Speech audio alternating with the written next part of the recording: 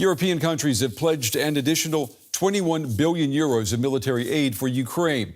The promises came at a meeting of the Ukraine Defense Contact Group in Brussels.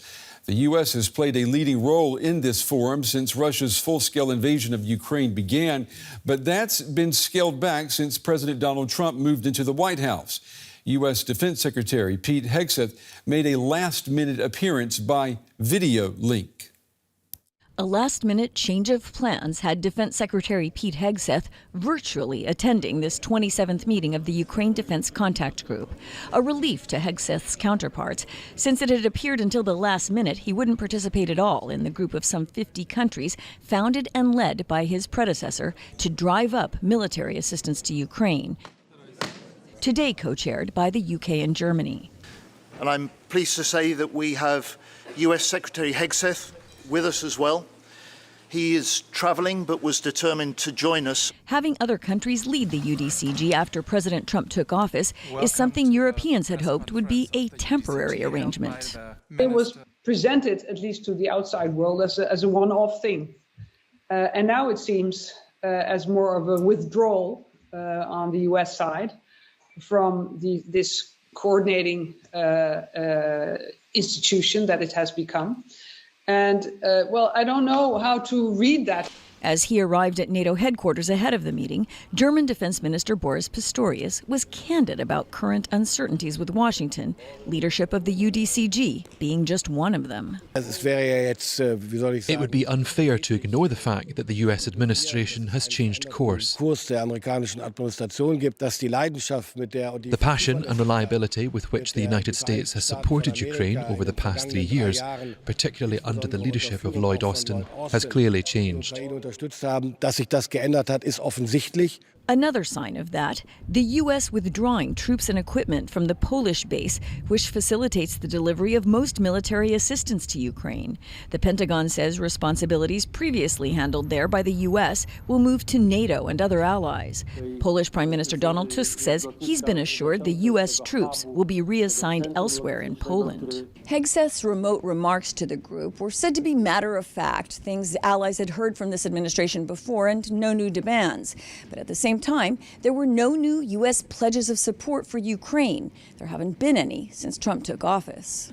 Absent more weapons from Washington, Ukrainian Defense Minister Rustem Umerov is keeping the faith. U.S. is besides us and focused on the peace, and we're working together. Our job is to make it happen. Thank you. As Ukraine's support group wrapped up in Brussels, Trump envoy Steve Witkoff was beginning another round of peace talks in Russia. Well, for more on this, I'm joined now by Joshua Shifrinson. He's an associate professor with the School of Public Policy at the University of Maryland. He specializes in international security. Professor, it's good to have you with us. European countries, as we just heard there, pledged billions in new military support for Ukraine. Nothing new coming from the United States. What does that tell you about U.S. support for Ukraine? Well, it tells me a couple of different things. Number one, that the Trump administration's efforts to shift the burden for Ukraine onto the European portfolio is going forward is quite real. Second, and at the same time, we also see the United States clearly trying to put pressure on Ukraine to reach a ceasefire as a prelude to a longer-term peace deal with Russia. At the same time, finally, it tells me that the U.S. doesn't want to see Ukraine lose this conflict. It's just not willing to help Ukraine reclaim lost territories or go further in its conflict with Moscow.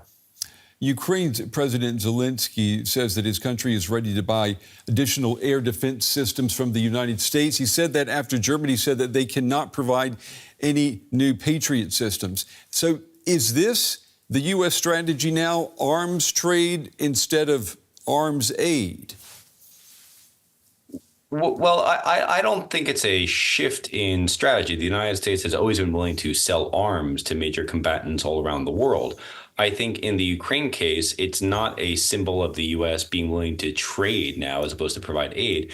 Rather, it's a clear effort by the Ukraine government's part to tie itself even further to the United States. If the U.S. is not going to provide aid, then buying American weapons at a time of American economic uncertainty is a way of creating supporters in the United States. It's a savvy strategy on the part of Ukraine.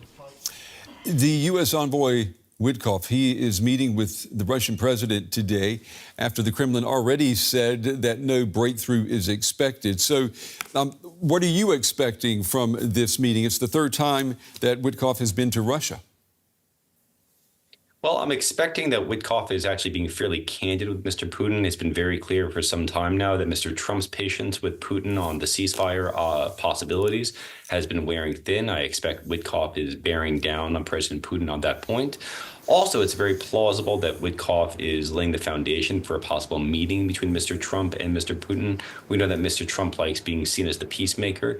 It would not be surprising, therefore, if we're trying to create a presidential summit so that Trump can be seen as the one delivering a ceasefire or delivering progress towards a ceasefire. Trump said earlier today that Russia should get moving. It looks like the U.S. president is losing patience with the Russian president. Do you think Vladimir Putin cares? I think he does care. I think also Mr. Trump is indeed losing patience with Mr. Putin. I think Mr. Putin would have to pay very careful attention to that.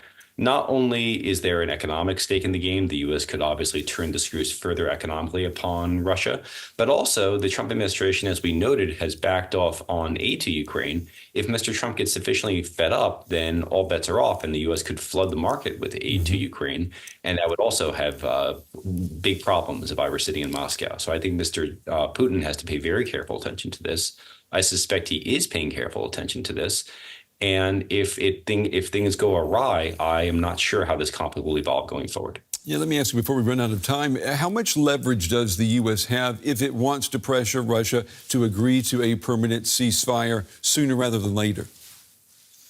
Well, so I think the question isn't just pressure. We've been putting a lot of pressure upon Russia, for a very long time, but a combination of sticks and carrots. And I hate the idea of rewarding Russia in any way for its behavior in Ukraine.